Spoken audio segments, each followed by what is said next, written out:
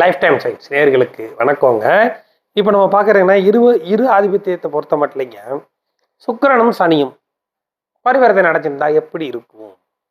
சுக்கிரனும் சனிங்கிறது ரொம்ப ஒரு ரிஸ்கான ஒரு விஷயம் தாங்க. சுக்கிரனும் சனிங்கிறது லக்னத்துக்கு தகுந்த மாதிரி மாறும். சனி பார்க்குற வீடுகள் கெடும். நிறைய விஷயங்கள் இருக்குது. சுக்கிரன் சனி எடுத்துக்கிட்டோம்னா டக்குன்னு எடுத்து எதையுமே சொல்ல முடியாது.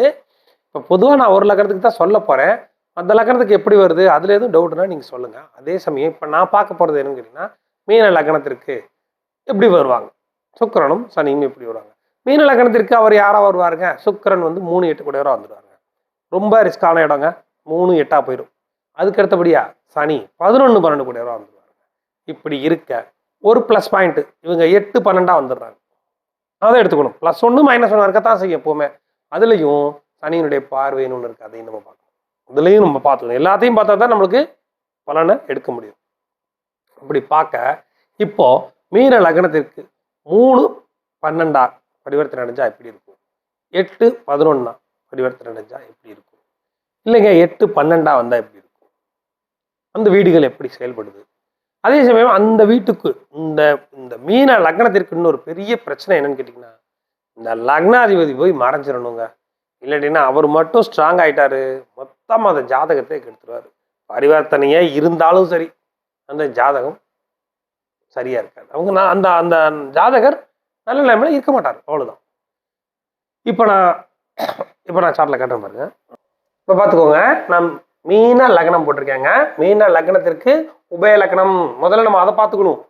லக்னாதிபதியையும் பார்க்கணும். நம்ம பரிவர்த்தனை நம்ம பார்க்குறோம், லக்னாதிபதியும் பார்க்கணும். இப்போ எந்த லக்னத்துக்கு எப்படி வருங்கிறத பார்க்குறோம். அதில் நம்ம இப்போ பார்க்கறதுக்கு நம்ம வந்து மீன லக்னத்தை தான் பார்க்க போகிறோம். அதனால எப்போவுமே லக்னாதிபதியை பார்க்குறோம். இந்த லக்னாதிபதியையும் முக்கியங்க. ஏன்னா உபய லக்னத்துக்கு லக்னாதிபதி உச்சங்க, நான் விவரம் சொல்கிறேன் பாருங்க. அந்த மாதிரிலாம் அடைஞ்சிட்டா இந்த ஜாதகத்தை மொத்தமாகவே கொடுத்துருவாங்க. சரி, இப்போ நம்ம பரிவர்த்தனைக்கு வருவோம். பரிவர்த்தனைக்கு வரும்போது 1 2 3 கூடையவர் சுக்கிரனுங்க. 4 5 6 7 8 கூடையவர் சுக்கிரனுங்க. ஆக 3 8 கூடையவர் சுக்கிரன். சரிங்களா? இதுக்கும் அதே தான் வரும். அதே சமயம் 8 9 10 11 12 கூடையவர் சனிங்க. சரிங்களா? இப்போ சனி இந்த 2 வீட்டுக்கு வந்துடுறாரு, 11 12க்கு வந்துடுறாருங்க. இவர் 3 8 கூடையவராக வந்துடுறாங்க. இங்க துர்ஸ்தானங்கள் என்று சொல்லக்கூடிய 8 12 இந்த இடங்களுக்கு அவங்க அதிபதியா வந்துடுறாங்க. இது ஒரு வகையில நல்ல விஷயம் தான். மாறி உட்கார்றதோ பரிவர்த்தனை அடைகிறதோ யோகத்தை கொடுப்பாங்க. இருந்தாலும் ஏற்கனவே நான் சொன்ன மாதிரி லக்னாதிபதியும் பார்க்கணும், எந்த நிலைமையில் இருக்காருன்னு பார்க்கணும். அதுக்கு அடுத்தபடியா இப்போ வரும், இதுக்கு வருவோம். 3ல் சனிங்க, 12ல் சுக்கிரனுங்க. இது எப்படி இருக்குங்க அப்படின்னா, இது ரெண்டுமே சூப்பரா இருக்கும். என்ன சூப்பரா இருக்கும்? தேசா சூப்பரா இருக்கும். அவ்வளவுதான். நம்ம ரொம்ப டீப்பா யோசிக்கணுங்க. இதுல தேசா நல்லா இருக்கும். அவ்வளவுதான். அவங்களுக்கு தேசா நல்லா இருக்கும். நீ அடுத்த விஷயத்துக்கு வர்றேன். சனியும் சுக்கிரனும் பரிவர்த்தனை அடைஞ்சா சனி 3ல் இருக்கிறது நல்ல யோகம். நல்ல யோகத்தை கொடுப்பார். சனி திசை வந்தா. சுக்கிர திசை வந்தா சொல்ல வேண்டியதே இல்லைங்க. மீன லக்னத்திற்கு ரொம்ப கெட்டவர் சுக்கிரன். அவர் போய் 12ல் மறைஞ்சு உட்கார்ந்தாரு, என்னென்ன அவருக்கு பண்ண முடியுமோ அவ்வளவு செல்வங்களையும் பண்ணி கொடுத்துருவாரு. அவ்வளவு சூப்பரா செயல்படும் இந்த சுக்கிரன். சரிங்க, அது இருக்கட்டும். நீ அடுத்த விஷயத்துக்கு வந்தோம்னா, இந்த சனியை பத்தி நான் இன்னொரு விஷயம் சொல்லிடுறேன், கேட்டுக்கோங்க. சனி திசை நல்லா இருக்குங்க, முதல்ல சொல்லிட்டேன். ஆனா சனி பார்க்கும் இடங்களை கெடுப்பாருங்க. அதை பார்க்கணுங்க. 1 2 3 அப்போ 5ஆம் வீட்டை கெடுப்பார். 6 7 8 9ஆம் வீட்டை கெடுப்பார். மெயினா நம்ம இதை பார்த்துக்கணும். 10 11 12 12ஆம் வீடு. அந்த 12ஆம் வீடு சனி 10ஆம் பார்வையா பார்த்துடுவார். அவர் சொந்த வீட்டை பார்த்தாலும் சுக்கிரனை பார்க்குறாரு, அது பெரிய பாதிப்பு இல்லை அப்படின்னு நாம நினைச்சாலும் அதுல இருக்கிற விஷயத்த சொல்லிடுறேன், கேட்டுக்கோங்க. 5ஆம் வீடு எதுங்க? குழந்தைங்க ஸ்தானங்க.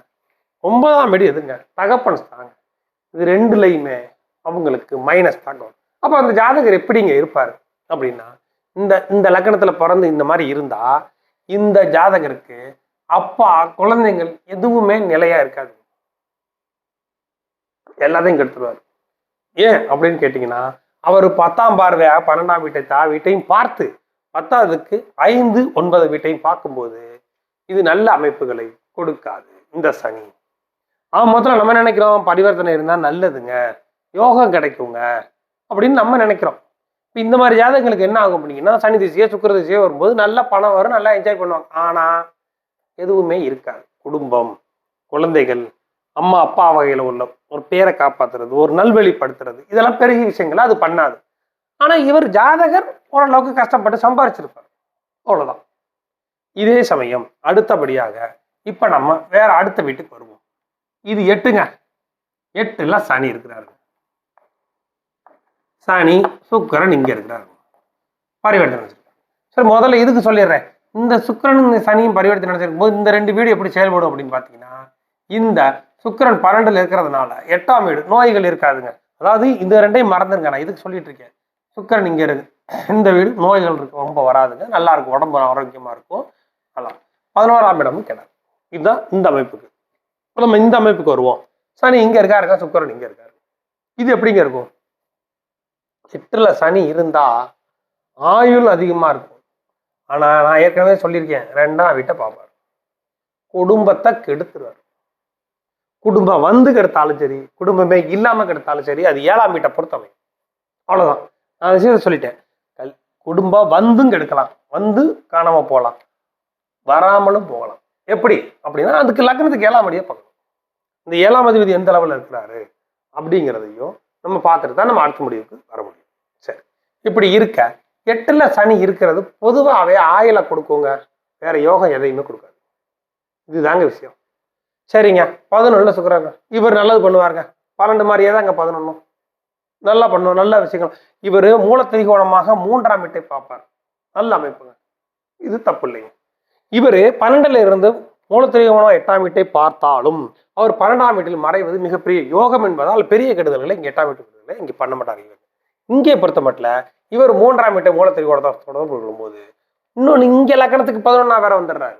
அப்படிங்கிறப்ப நன்மைகளை செய்வார். இந்த சுக்கிரனை பொறுத்த மட்டும் நான் எதுவும் சொல்லலை, இந்த 2 இடமே அவருக்கு நல்ல இடங்கள் தான். ஆனா இப்ப நம்ம பேச வந்தது சனி இங்க இருக்கிறதையும் இங்க இருக்கிறதையும் பேசிட்டு இருக்கோம். இங்க இருந்தா என்ன ஆகுதுங்க, ஆயில மட்டும் கொடுக்குறாரு, மீது எல்லாத்தையும் கெடுத்துடுறாரு. மெயினா குடும்பத்துல இருந்து இங்க இருந்தாருன்னா அப்பா குழந்தைங்க அப்பா இந்த வகையில எதுவுமே இருக்காது. ரொம்ப ஒரு எப்படி சொல்றது, இவர் பிறந்து வளர்ந்து வந்த விதமே வந்து அவங்க அம்மா எங்க இருக்காங்க, அப்பா எங்க இருக்காங்க, குழந்தைங்க இருக்கா, அந்த மாதிரி ஒரு ஜாதகமா அமையும். இதுக்கு தகுந்த மாதிரி இப்பதான் விஷயத்துக்கு வர்றேன். குரு இங்க இருந்துட்டாருங்க, அவ்வளவுதாங்க. இந்த ஜாதகத்துக்கு பாக்குறதுக்கு பல பலன் இருக்கும் ஜாதகம். ஆனா அந்த ஜாதகரை பார்த்தீங்கன்னா எங்க இருக்காருன்னு தெரியாது, மூலையில இருப்பார். என்னங்க எல்லாத்தையும் நல்லா போட்டு கடைசியில் ஜாதகர் எங்க இருக்காருன்னு தெரியாது. ஆமா, உபய லக்னாதிபதி உச்சமடையக்கூடாது, இதுதான் இதுல விஷயமே. உபய லக்னாதிபதி உச்சமடைஞ்சா அவ்வளவுதாங்க, அந்த ஜாதகரை டோட்டலா கெடுத்துருவாரு. இப்ப இவருக்குன்னு வரக்கூடிய யோகங்கள் மற்றவங்களுக்கு கூட இருக்கிறவங்க அனுபவிப்பாங்க. இவ்வளவு இப்படித்தான் அமையும். இதுதான் நான் ஏற்கனவே நான் ஃபர்ஸ்ட் சொன்னேன் பார்த்தீங்களா, சுக்கிரன் சனி பரிவர்த்தனையை பொறுத்தப்பட்ட சிக்கலான விஷயங்கள் இருக்கு அப்படின்னு. அது மீன லக்னத்துக்கு நான் சொல்லியிருக்கேன். அடுத்த லக்னத்துக்கு எப்படி வரும் அப்படிங்கிறதையும் நான் வீடியோல போடுறேன். இப்போ நீங்க முதல்ல இதை புரிஞ்சுக்கணுங்கிறக்காக இது மட்டும் தனியா போடுறோம். சுக்கிரனும் சனி அப்படி இங்க இருந்தா எப்படி இருக்குது, இங்க வந்தா எப்படி பண்ணுது. சரிங்க, பரவாயில்ல, எல்லாம் பேசிட்டோம். இங்க மெயினா கெட்டுச்சே, இதுக்கு என்ன பண்றது? லக்னாதிபதி 5ல போய் உச்சம் அடைச்சிட்டாரு, அவ்வளவுதாங்க. இந்த ஜாதகருக்கு எதுவுமே கிடையாது. இவர் கூட இருக்கிறவங்க இவருக்குன்னு ஏதோ ஒரு நல்ல நேரத்துல வர பணத்தை கூட இருக்கிறவங்க தான் சாப்பிடுவாங்க. அந்த அளவுக்கு இவரை வந்து யூஸ்லெஸ் சொல்லவா மாட்டேன். எப்படி அப்படின்னு கேட்டீங்கன்னா, உபய லக்னத்துக்கு லக்னாதிபதி மறையணும், இல்லாட்டா வேற வீட்டுல கூட உட்கார்ந்து இருக்கலாம், தப்பு கிடையாது. பகை வீட்டுல கூட இருக்கலாம், உச்சமடையக்கூடாது. லக்னத்துல கூட இருக்கலாங்க, தப்பு கிடையாதுங்க. ஆனா உச்சமடையக்கூடாது. இப்படிதாங்க நம்ம பார்க்கணும். என்னங்க பரிவர்த்தனை எல்லாம் இருக்குங்க, சூப்பர் ஜாதகங்க, என்னங்க நீங்க இப்படி சொல்றீங்க. இப்படிதான் நம்ம நிறைய ஏமாந்துருவோம். பொதுவா பாக்குறவங்க என்ன நினைப்பாங்க, இது இப்படி இருக்குங்க, இது இப்படி வருங்க அப்படின்னு. நம்ம எல்லா இடத்தையும் அனலைஸ் பண்ணித்தான் ஒரு முடிவுக்கு வர முடியும் அப்படிங்கிறது. இப்ப நான் இவ்வளவுதான் போட்டிருக்கேன், மற்ற கிரகங்களை போடும்போது யோசிச்சு பாருங்க, அவங்களுடைய பார்வைகள் மாறும்போது என்னதான் மாறினாலும் இந்த லக்னாதிபதி இங்க இருக்கிறது இந்த ஜாதகத்துக்கு சுத்தமாகாதுங்க, எந்த கிரகம் எங்க இருந்தாலும் சரி. இப்படிதான் நம்ம பார்க்கணும். நீ அடுத்த லக்னத்துக்கு எப்படி வரும் அப்படிங்கிறத நான் இடையில நான் போடுறேன். ஆதிபத்தியத்தை பொறுத்தப்பட்ட சுக்கிரன் சனி எப்படி ரிஸ்கா வருதுங்கிறத நம்ம போட்டிருக்கேன். Okay, thanks.